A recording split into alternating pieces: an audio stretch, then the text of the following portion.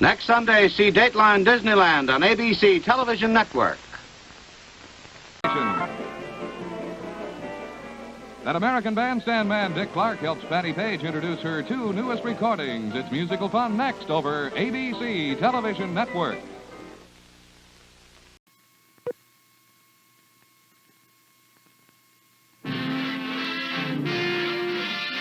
This is an ABC color presentation.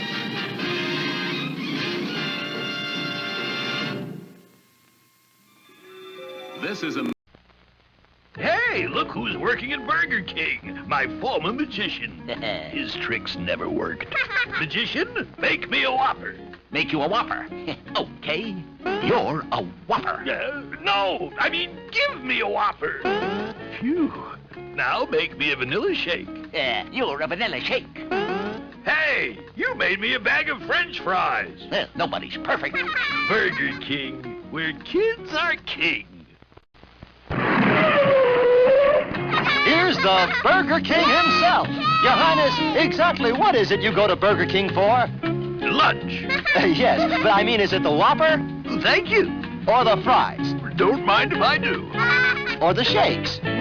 Chocolate. Sir, what is it that brings you to Burger King? Why, the Royal Motorcycle, of course. Burger King, where kids are king. Looking for a Saturday morning place to be.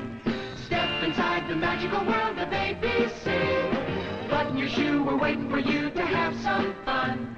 Ready or not, you found the spot, and here we come. Meet, the road runner is hurrying by. Meet, keep out of his way. And in Lidsville, kids will find that every hand has got a face and something to say. Funky Phantom, he's a ghost from history. How he got to where he is a mystery.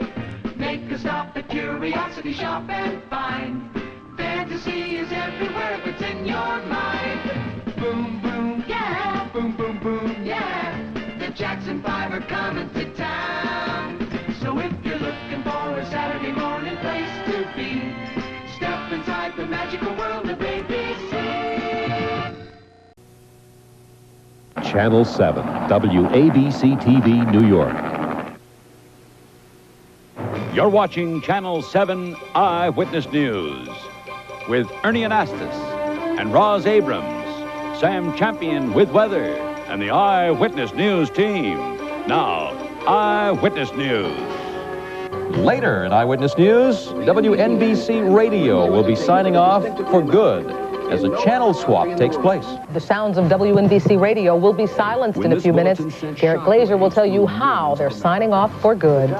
Back in the news, we have this story for you tonight. You know, for 62 years, WNBC Radio has been part of New York, but no more. The station has been sold, the call letters are changing, and so is the format. Entertainment reporter Garrett Glazer is here now with details on the changing of the dial. Garrett? Ernie, Roz, at exactly 5:30 tonight, MS Broadcasting will transfer its all-sports WFAN radio from 1050 to 660 on the AM dial. That frequency has long been home for the flagship radio station of the National Broadcasting Company, NBC. That is, until NBC, part of RCA, was sold to General Electric, which soon decided it would get out of the radio business. It's going to take up much of your day. A farewell get-together in the corridors at the station today. A chance to say goodbye and good luck. $1 Million Morning Man Don Imus will keep his job. He'll report to new management Monday. He did not want to talk today. Sportscaster Don Criqui is another survivor. Well, they're great call letters, you know, in this business, and I guess it's part of the evolution of radio that they go away. General Manager Peg Kelly told me some here are sad, others relieved that the dark day is finally here. Well, I guess you could just say it's a business decision. GE bought NBC a couple of years ago and made the decision to get out of the radio business. Back in the newsroom, it was quiet and sad. And in business affairs, Harvey Eckstein was still at his desk, as he's been for 31 years. I'm really sad about not so much me going, but the fact that the station will just completely disappear when people turn on WNBC in the morning. There will be no WNBC. But the end of WNBC Radio is also something else, for this is a station that made history, that broke new ground back when broadcasting was in its infancy.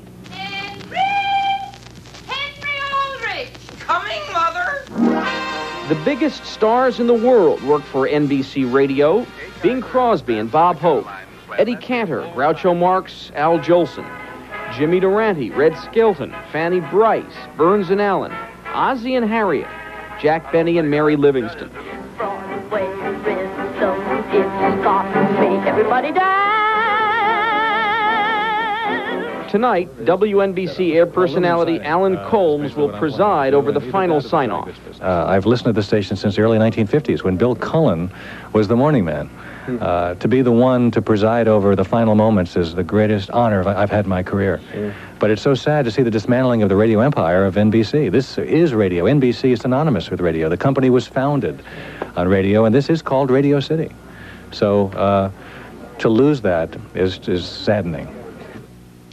WNBC Radio 66 AM meets its demise in its 66th year on the air. Proof, if you need it, of just how profound and turbulent are the changes going on in broadcasting in this country today. You know, 660 AM is a clear channel, 50,000-watt station. You can hear it in 35 states at night, which is why it's so valuable to broadcasters. So many of us have had a background in radio, so we take a moment to salute the great moments on WNBC Radio over those many years. Sorry to see you go. Yep. Thank you, Garrett. Our final story this evening will not come as a great surprise. The actor Michael Landon died today at his home in California, just 3 months after he was diagnosed with pancreatic and liver cancer. He was 54 years old. In the movies and on television, he often portrayed underdogs struggling to overcome enormous difficulties. The part seemed to come pretty naturally to him. Here's ABC's Judy Muller. When Michael Landon learned that he had inoperable cancer, he decided to confront his private demons in a public way. He called a news conference. I have cancer of the pancreas and the liver.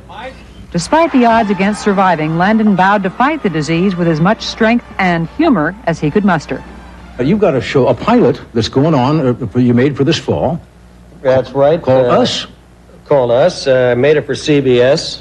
I don't get better. It's their second mistake since buying baseball. Fighting the odds was a way of life for Landon. Born Eugene Orowitz, he had an unhappy childhood in Collingswood, New Jersey, where he felt isolated as one of the few Jewish children in town. In an autobiographical film he made later, Landon showed how he overcame that isolation by becoming a champion javelin thrower in high school. Holy, what are you, Mighty Mouse? Nice, Super Jew! In Hollywood, Eugene Orowitz became Michael Landon, and Michael Landon became a teenage werewolf in a film now considered a cult classic. The transformation in his career came with Bonanza, in which he played Little Joe Cartwright for 14 years. Good morning. Morning, Pa. Same to you, Big Brother Hoss. Boy, weather's clear, sunny, like they say, top of the day. With his next series, Little House on the Prairie, Landon turned to writing and directing, as well as acting. His favorite theme of overcoming hardship was woven into almost every episode. When Landon learned of his cancer diagnosis, he joked that his most recent series was good training, since he played the part of a dead man trying to earn his wings as an angel.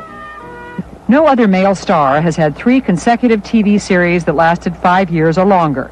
But Landon did not see his TV work as his greatest accomplishment. I have the greatest wife, best kids. See, for me, the world will be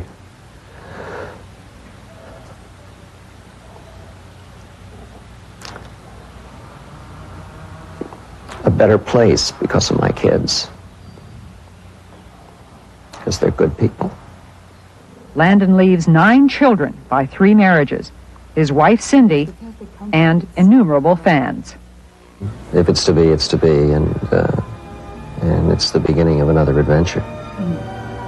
Judy Muller, ABC News, Los Angeles. That's our report on World News Tonight. I'm Petey Jennings. Good night.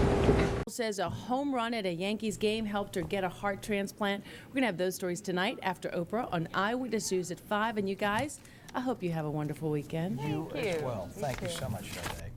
And we are glad to have you on this historic day, at this historic moment. We've been talking for months about the digital transition Now it is finally happening. We are on the brink. Analog. At 12:30, we will officially make the switch to digital TV. Now to the big moment, Bill. Not just one of our control rooms, the place where we're going to push the switch, and you're going to see that in less than 2 minutes. This really is a historic moment, Ken and Lori, as the hourglass on analog runs out. You know, most people in the tri-state, the overwhelming majority, already have digital, but there was always a choice in the matter. That choice is no more as of 12:30. It is really a big change in the way we communicate.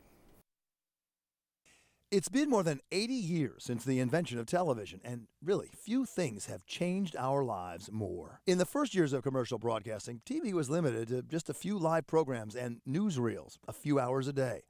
Color changed the landscape dramatically, and then cable turned TV on its ear. Some of us remember when television stations used to sign off in the wee hours of the morning. That doesn't happen anymore. And even though analog TV is going away and the new digital Channel 7 is taking its place, Channel 7 and Eyewitness News will still be here, being part of your life for all the future history yet to come.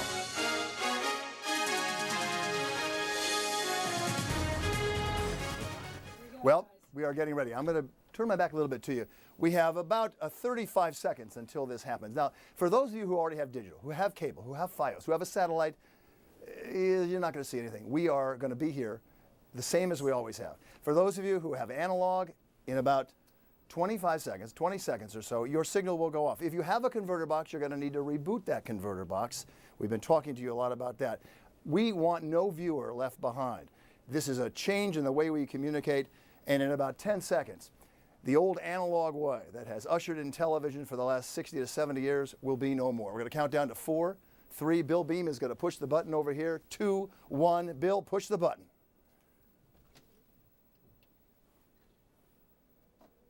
Both should be off, and the Digital 7 should be coming on. Digital 7 should be coming on. Now, if you have digital television already, nothing's changed. You've just seen our control room. Our digital era has now begun. Congratulations. We should be singing Auld Lang Syne. Where's the balloons and the ball drop? I feel like Ryan Seacrest here.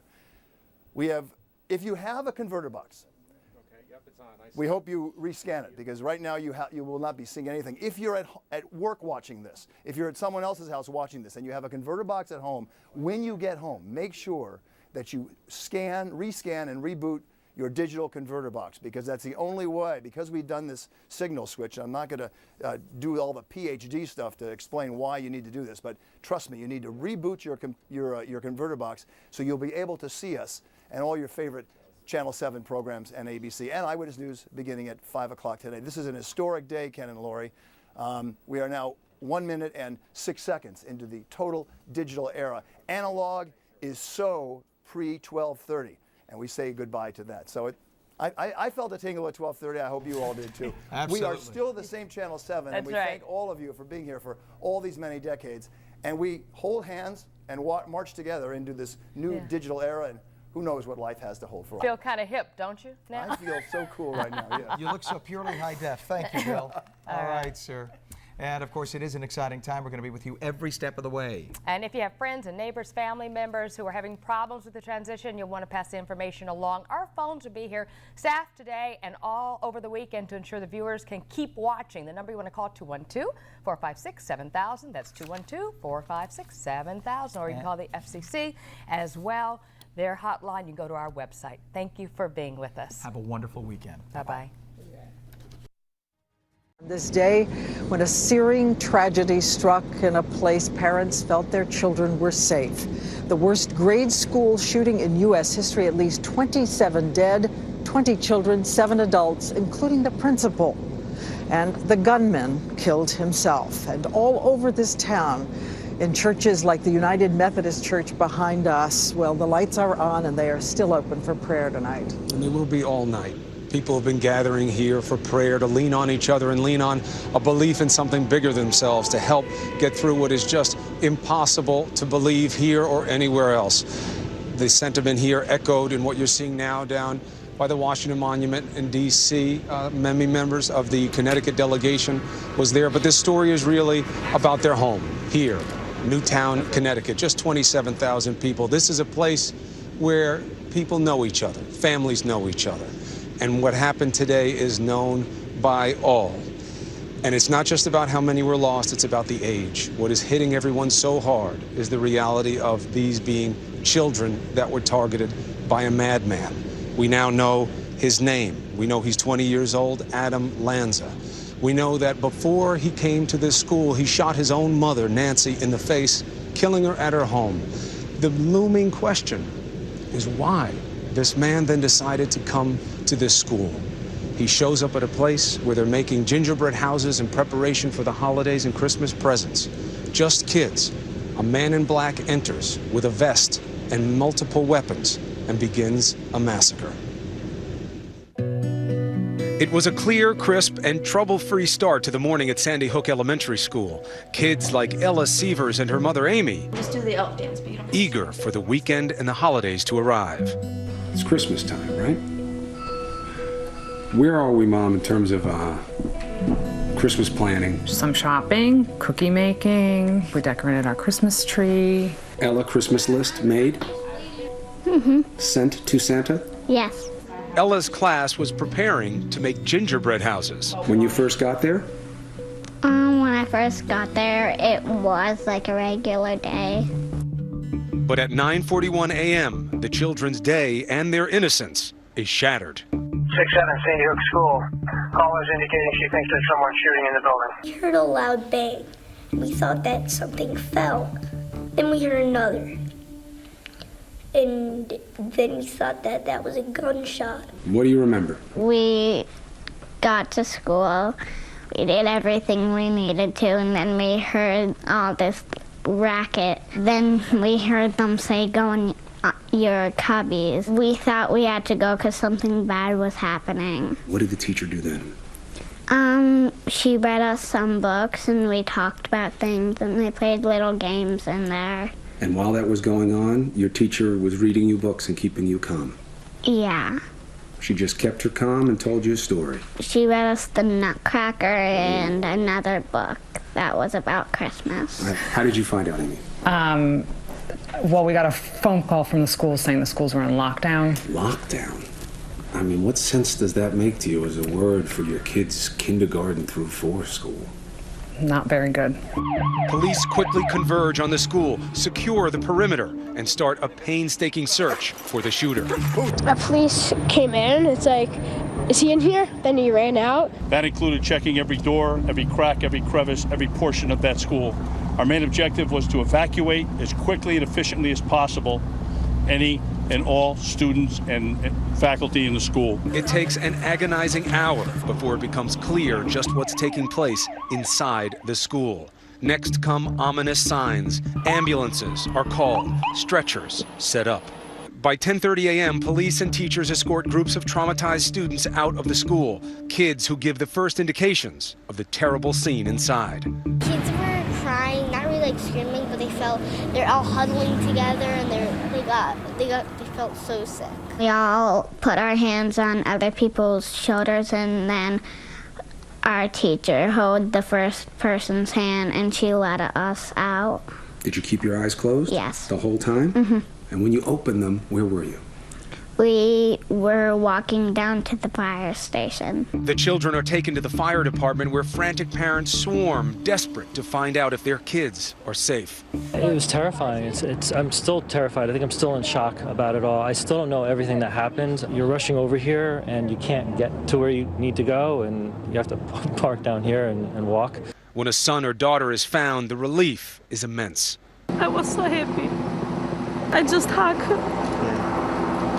What goes through your mind when you see her? Oh my God, this is the best day of my life, the worst day of my life. Just gratefulness. Gratefulness. I mean, the tears come to your eyes immediately when you know that your child's okay. But too many families aren't as lucky. Minutes drag by, no answers on what's going on inside the school. As news trickles out, the worst becomes obvious. Not all of the reunions between parent and child will be happy ones.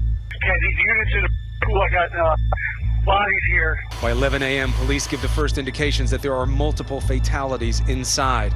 By 11:50 a.m., they announce most of the fatalities are children. It is almost unimaginable. 27 dead, 20 children. news of the second worst shooting in U.S. history smothers the country. I know there's not a parent in America who doesn't feel the same overwhelming grief that I do. The majority of those who died today were children. Beautiful little kids between the ages of 5 and 10 years old.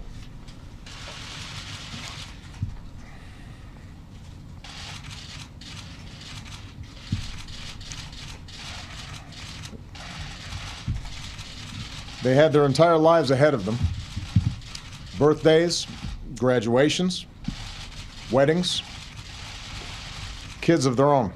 The man responsible for taking these lives, 20-year-old Adam Lanza, shown here in a 2005 photo. Lanza's body found in a classroom after he took his own life. He was armed for war, say authorities, wearing a bulletproof vest and carrying 2 semi-automatic handguns. A semi-automatic rifle was found in his car. Authorities had originally confused him with his older brother Ryan because he was carrying his brother's ID.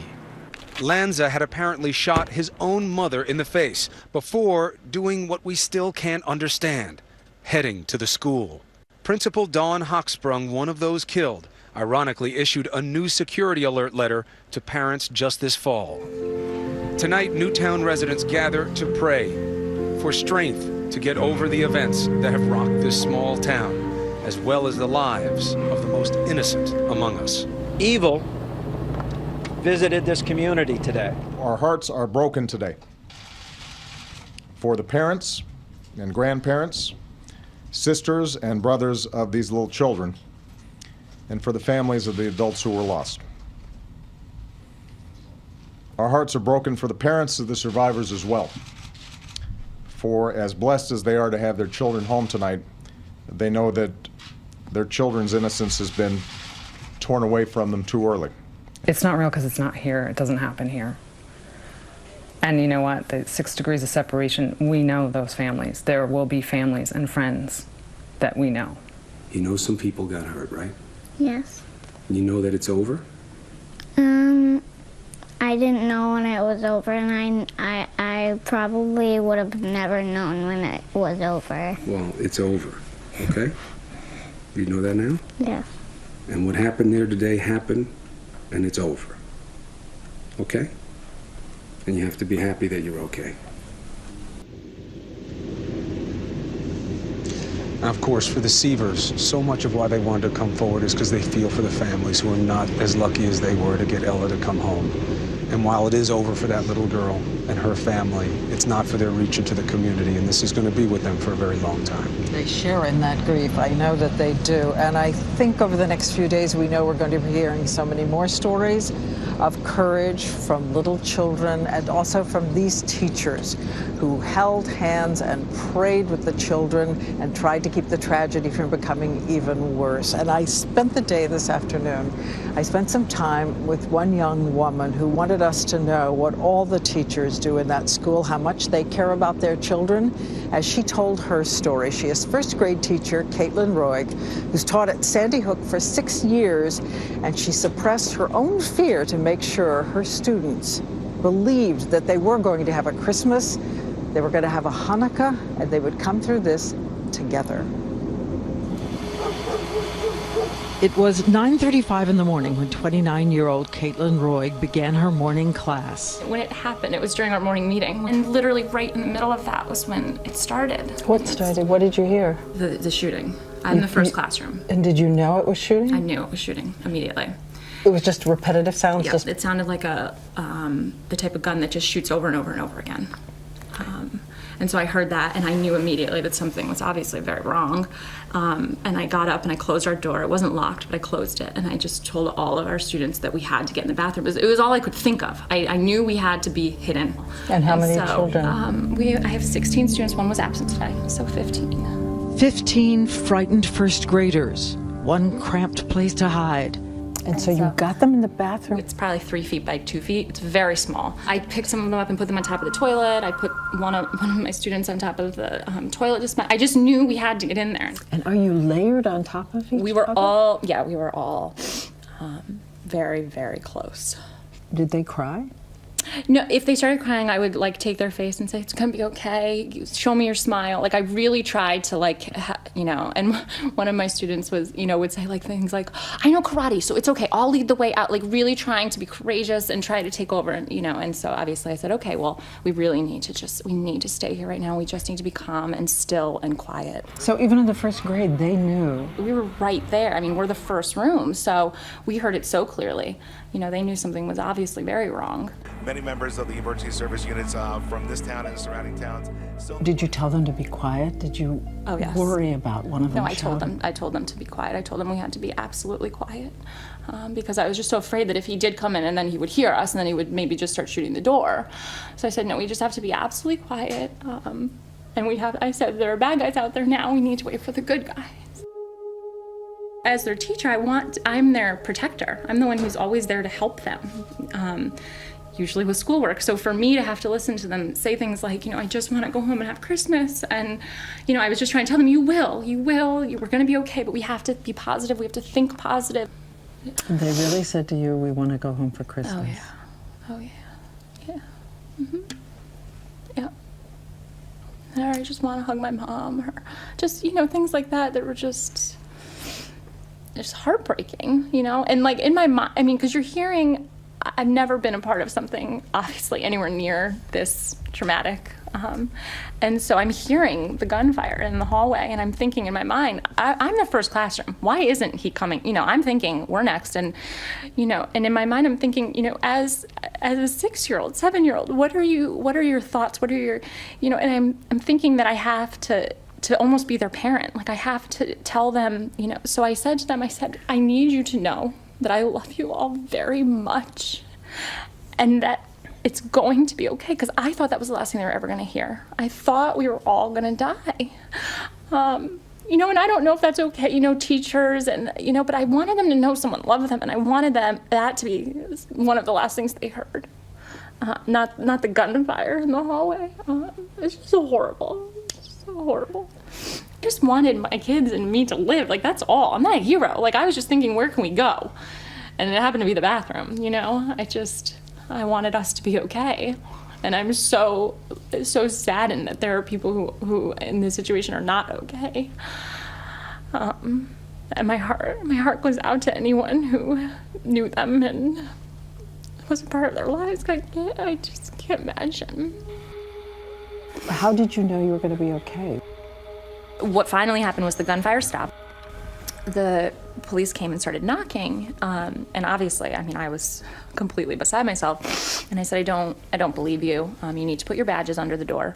So they put their badges under the door. And in my mind, I'm like, this doesn't really look like a real badge. You didn't believe the badges, right. so... So I said, if you're really a police officer, then you would have a way to get in here. You would have a key, or you would have gotten it from the janitor. If everything's okay now, you would have found the keys. So he had the keys, and he found the right one, and he unlocked the door. Down the hill from the school, dozens of parents gathered at the firehouse, waiting to find out if their children had survived. What did you say to your children as you're walking to that firehouse? We're okay.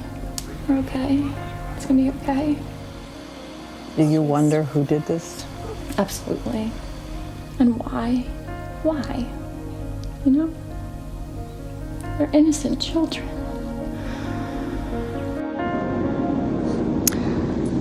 And again, Chris, she wanted to say that she knows every single teacher in that school was doing what she was doing for the children that they love. And yet, she raises the question at the end, why? Why did this teacher have to be put in this position? Why did these kids have to be put in this position? And of course, it brings us to the person in this story who deserves attention the least in many ways, the gunman, Adam Lanza. And yet, we do look to who he is. We do try to understand why this happened. Hopefully, it will be a window into some type of understanding of how to not make this happen again. Good evening. I'm Ty Hernandez at ABC News headquarters in New York. We interrupt regular programming to bring you breaking news. Congressman John Lewis has died, a hero of the civil rights movement. John Lewis stood shoulder to shoulder with Dr. Martin Luther King Jr., fighting for equal rights, and later became a longtime congressman from Georgia, often referred to as the conscience of the House. Late last year, Lewis announced he was undergoing treatment for stage 4 pancreatic cancer. In his statement announcing his illness, Lewis said, "I have been in some kind of fight for freedom, equality, basic human rights for nearly my entire life." He went on to say, "I've never faced a fight quite like the one I have now." ABC News' Byron Pitts looks back at the iconic life of John Lewis. John Robert Lewis didn't simply witness history, he shaped it, marched for it, bled for it, not once, not twice, but every time he was called upon. As Lewis liked to put it, by just getting in the way. Keep marching, keep sitting in, keep standing in, keep protesting until the sagging walls of segregation come tumbling down. A sharecropper's son born in Troy, Alabama, 1940, back when segregation was law. Jim Crow, the enforcer. The Montgomery bus boycott drew the attention of one teenager, and soon civil rights would become John Lewis's life work. And it nearly killed him. As a student at Fisk University, Lewis graduated from lunch counter sit-ins and bus boycotts to freedom writer, as would become his habit. Where John Lewis put his heart, his head followed. That's him, bruised, bandaged, after he and other writers were beaten, shedding blood and standing up when others could not or would not. That became Lewis's calling card. We must cry, and we all must cry together, that we want our freedom and we want it now. By 1963, at the age of 23, alongside Martin Luther King Jr., he was dubbed one of the Big Six leaders of the civil rights movement, who helped plan the historic March on Washington. My friends, let us not forget that we are involved in a serious social revolution. And on a high bridge in Selma, one of the low moments of the entire civil rights movement, there out front, John Lewis. 600 peaceful protesters crossed the Edmund Pettus Bridge into the harsh heat of history. It would be known as Bloody Sunday. Violence unleashed by Alabama state troopers. Lewis, struck in the head, suffered a fractured skull. I was the first one to catch the blow. John Lewis was elected to Congress in November of 1986. He served as U.S. Representative of Georgia's 5th Congressional District, where he continued to get into what he called good trouble. I got arrested 40 times during the 6th District. And since I've been in Congress another 5 times. Lewis was awarded the Presidential Medal of Freedom, the country's highest civilian honor, in February of 2011. Generations from now, when parents teach their children what is meant by courage, the story of John Lewis will come to mind. An American who knew that change could not wait for some other person or some other time, whose life is a lesson in the fierce urgency of now. In recent years, he was an outspoken critic of President Trump, skipping the president's inauguration and first State of the Union address. He also took part in widespread protests against the president's zero-tolerance immigration policy. We are getting in good trouble to set people free. I will go to the borders. I get arrested again. Lewis often reminding people to choose love over hate, courage over fear. It doesn't matter whether we're black or white, Latino, Asian American, or Native American. It doesn't matter whether we are straight or gay. We are one people. We are one family. We all live in the same house. Quite a legacy. That was ABC's Byron Pitts reporting, and Byron joins us now. Byron, how will John Lewis be remembered? I think tonight, John Lewis joins the League of Giants in American history. This is a man who was a part of history, who gave all he had to it. You know, in the course of my career, I've interviewed presidents, warlords, dictators, gangbangers. John Lewis was the toughest man I've ever known. He was also the gentlest man. He was someone in Washington where it's hard to make friends. There are lots of people who did not like John Lewis's politics, but you won't find a person who who didn't respect the man, and most people loved the man. A lot of us, talk the talk. John Lewis talked it, walked it, lived it. He is one of those forces in American history that when he was called upon to put his life in harm's way, in his best estimation, to help make America better, he did. And, I spent a lot of time with Congressman Lewis, and for all the dark days in American history that he witnessed, he was a part of, he was also one of the most optimistic people I've ever known. He loved America as much as any American I've ever met. He'll be remembered as a man who gave his full measure to this nation every time he was called upon. And tonight, as I said, he rests with giants. All right. Thank you for your perspective, Byron. ABC's Byron Pitts reporting. Congressman John Lewis, a hero of the civil rights movement, has died. He had been battling pancreatic cancer, and he will be remembered for his long history in politics and for the fight for equality. I'm Ty Hernandez at ABC News. To find out more about the life and legacy of John Lewis, stick around for Good Morning America and tune into abcnews.com. Thank you for joining us. This has been a special report from ABC News. Hi, everyone. George Stephanopoulos here. Thanks for checking out the ABC News YouTube channel. If you'd like to get more videos, show highlights, and watch live event coverage, click on the right over here to subscribe to our channel. And don't forget to download the ABC News app for breaking news alerts. Thanks for watching.